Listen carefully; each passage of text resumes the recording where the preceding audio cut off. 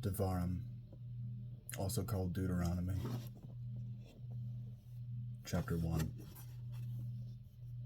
These are the words Moshe spoke to all of Israel on the far side of the Jordan River, in the desert, in the Arava across from Suf, between Paran and Tophel, Lavan, Hatzarat, and Di-Zahav. It is 11 days' journey from Horeb to Kadesh Barnea by the way of Mount Seir.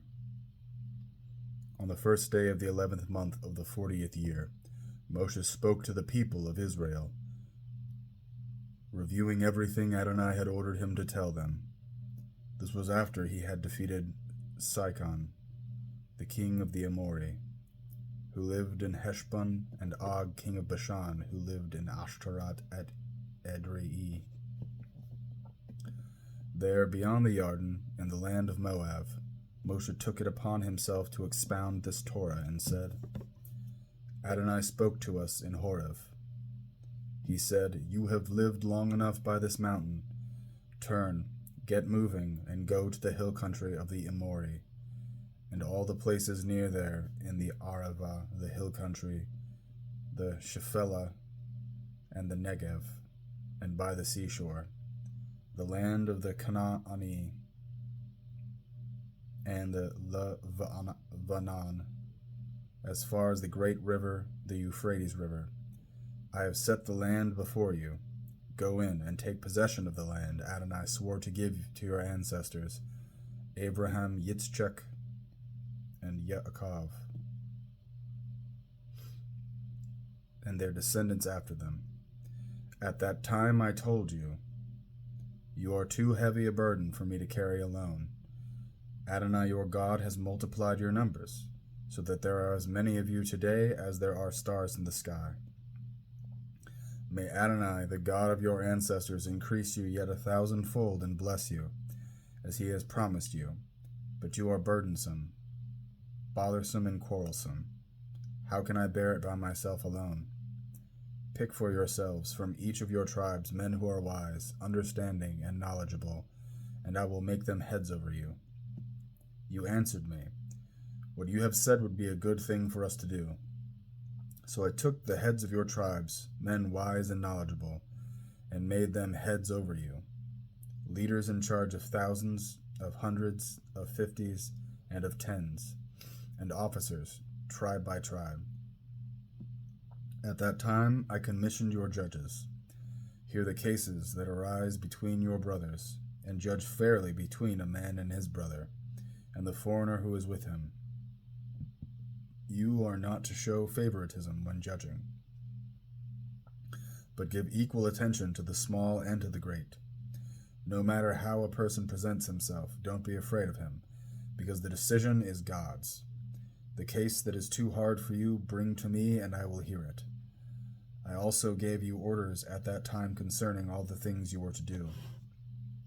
So we left Horeb, and went through all that vast and fearsome desert which you saw on the way to the hill country of the Amori, as Adonai our God has ordered us. And we arrived at Kadesh Barnea. There I said to you, You have come to the hill country of the Amori, which Adonai our God is giving us. Look, Adonai your God has placed the land before you. Go up, take possession, as Adonai, the God of your ancestors, has told you. Don't be afraid, don't be dismayed. You approached me, every one of you, and said, Let's send men ahead of us to explore the country for us and bring back word concerning what route we should use in going up and what the cities we will encounter are like. The idea seemed good to me, so I took 12 of your men, one from each tribe, and they set out, went up into the hills, came to the Eshcol Valley and reconnoitered it. They took some of the produce of the land and brought it down to us. They also brought back word to us. The land of Adonai our God is giving to us is good. But you would not go up.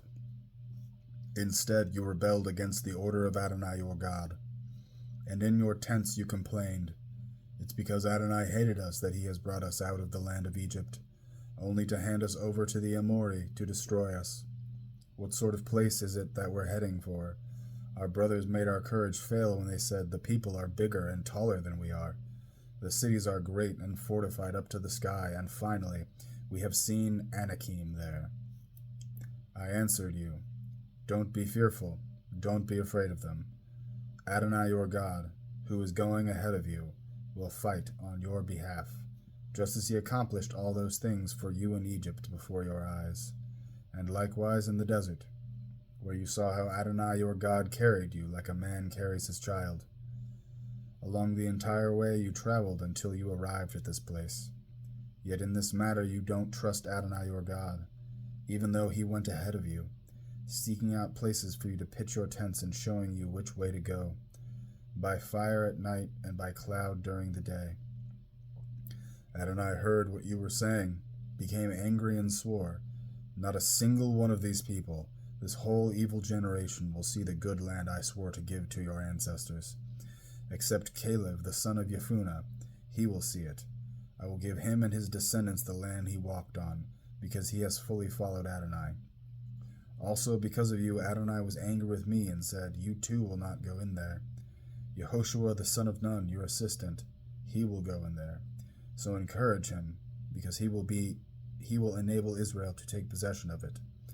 Moreover, your little ones, who you said would be taken as booty, and your children who don't know good from bad, they will go in there. I will give it to them, and they will have possession of it. But as for yourselves, turn around and head into the desert by the road to the Sea of Suf. Then you answered me, we have sinned against Adonai. Now we will go up and fight, in accordance with everything Adonai our God ordered us. And every man among you put on his arms, considering it an easy matter to go up into the hill country. But Adonai said to me, tell them, don't go up and don't fight, because I am not here with you. If you do, your enemies will defeat you. So I told you, but you wouldn't listen. Instead you rebelled against Adonai's orders, took matters into your own hands, and went up into the hill country, where the Amori living in that hill country came out against you like bees, defeated you in Seir, and chased you back all the way to Hormah. You returned and cried before Adonai. But Adonai neither listened to what you said nor paid you any attention. This is why you had to stay in Kadesh as long as you did.